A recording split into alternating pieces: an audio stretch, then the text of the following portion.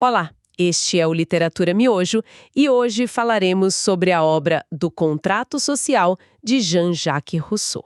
Bem-vindos à nossa análise. Olá. Pois é, um livro lá de 1762, mas que, nossa, ainda dá muito o que falar, né? A gente vai usar uns trechos de uma versão online para guiar a nossa conversa. Isso, e a ideia aqui, pessoal, é desvendar as ideias centrais de Rousseau, o que ele realmente queria dizer com o liberdade, sociedade, governo e o tal do contrato social. Vamos tentar pegar os argumentos principais, sabe? Aquelas sacadas que fazem a gente pensar. Exatamente. Preparados para a gente, desempacotar isso juntos? Com certeza. E ele já começa, assim, com uma frase que, uau! Aquela, né?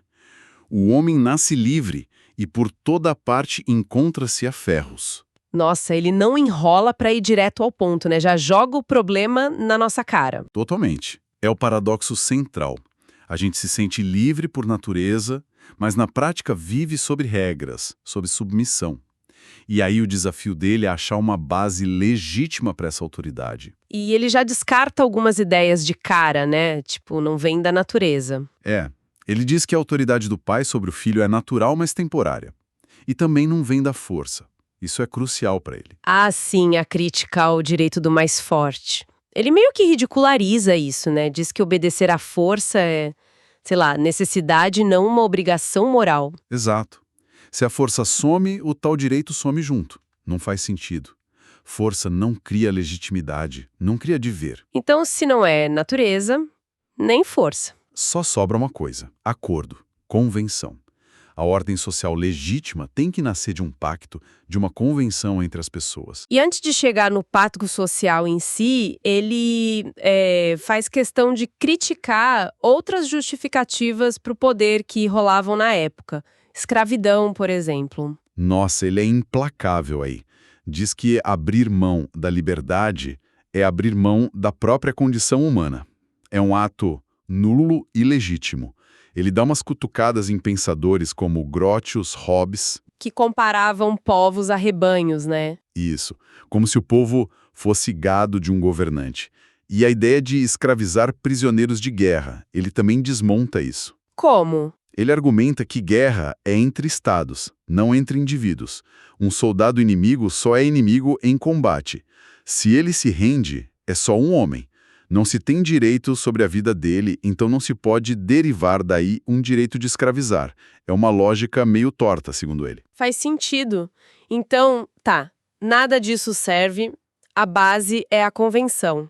Mas ele fala de uma primeira convenção, antes mesmo do governo. O que seria isso? É um ponto-chave. Antes de um grupo decidir se dar a um rei, ele precisa ser um povo. Precisa de um ato inicial que transforme aquela multidão dispersa numa unidade, numa sociedade com um bem público. É esse ato de se associar que funda o corpo político. Tem que ter, uma unanimidade inicial para isso. Ah, entendi. Primeiro se forma a comunidade, depois se pensa em quem administra. Boa. Aí sim chegamos ao famoso pacto social. Qual o problema que ele tenta resolver? Aquele quebra-cabeça. Ele formula de um jeito muito preciso. Encontrar uma forma de associação que defenda e proteja, com toda a força comum, a pessoa e os bens de cada associado. Ok, proteger todo mundo. E pela qual cada um, unindo-se a todos, não obedeça senão a si mesmo e permaneça tão livre quanto antes. Pera, como assim?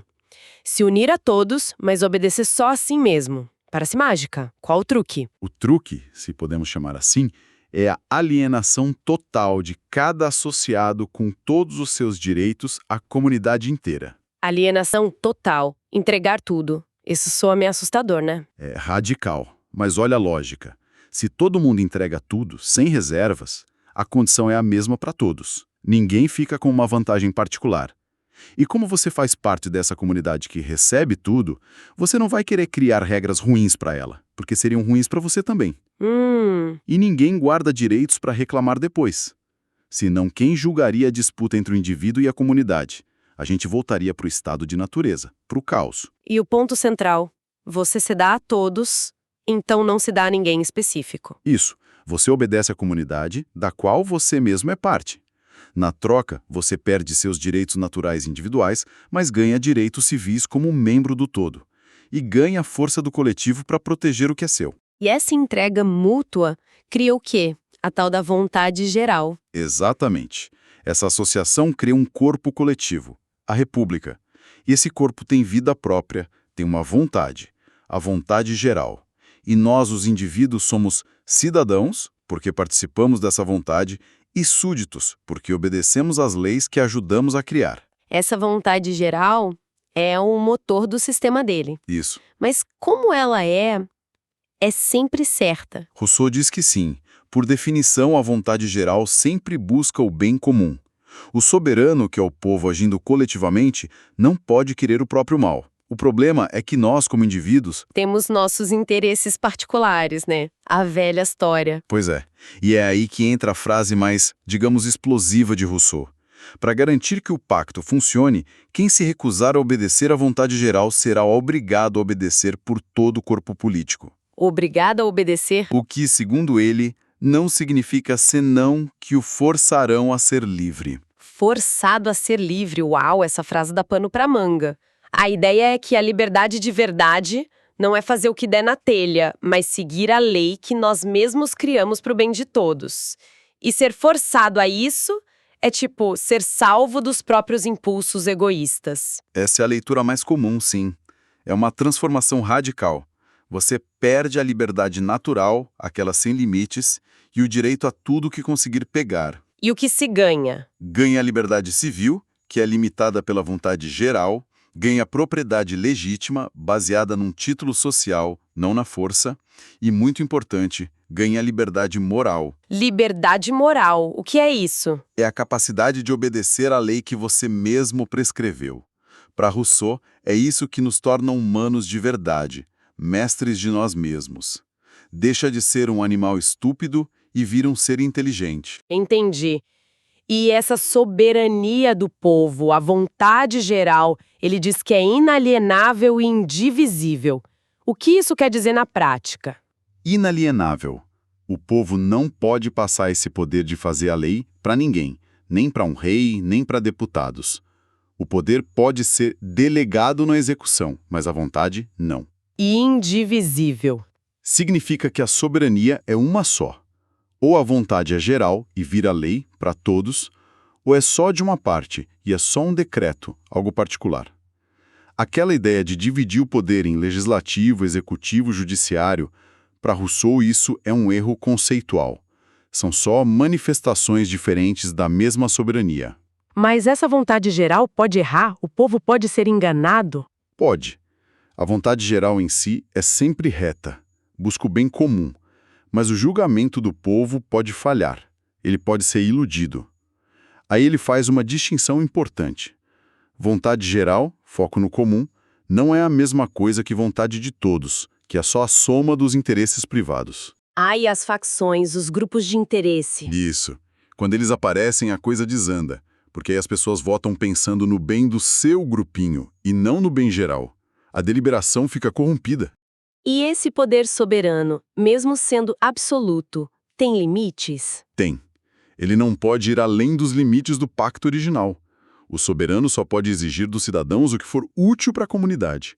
E como a vontade geral vem de todos e se aplica a todos, ela já carrega em si um princípio de igualdade.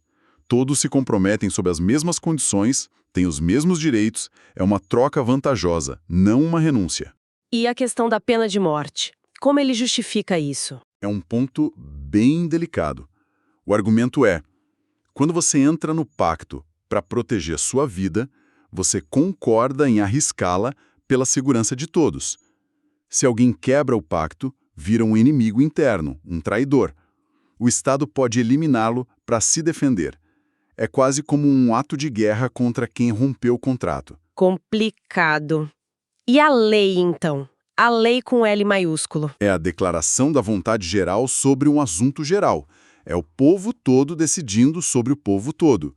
Por isso, a lei tem que ser geral, abstrata, não pode mirar um indivíduo ou uma ação específica. E só o povo soberano pode legislar. Qualquer lugar governado por leis assim é uma república para ele. Mas o povo nem sempre sabe o que é bom para ele. Como garantir leis boas? Aí entra o legislador, né?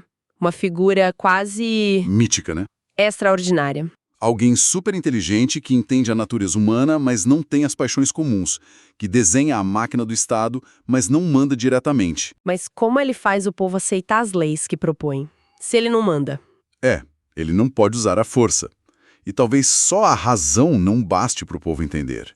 Rousseau sugere que, historicamente, muitos legisladores usaram a religião. Atribuíram as leis a Deus, sabe? Para dar aquele peso extra, para que o povo aceitasse livremente por uma autoridade superior. Interessante e um pouco manipulador, talvez. Ele também fala que nem todo o povo está pronto para receber leis boas, né? Sim, o legislador tem que ser sábio e ver se o povo está maduro. Mudar costumes antigos é muito difícil.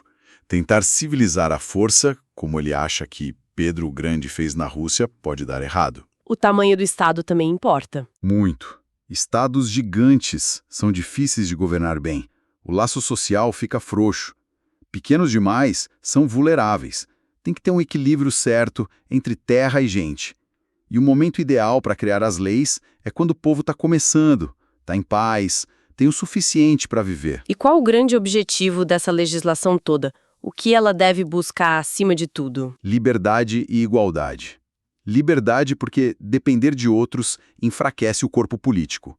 E igualdade. Não igualdade total de dinheiro, mas um equilíbrio. Ninguém tão rico que possa comprar outro, ninguém tão pobre que precise se vender.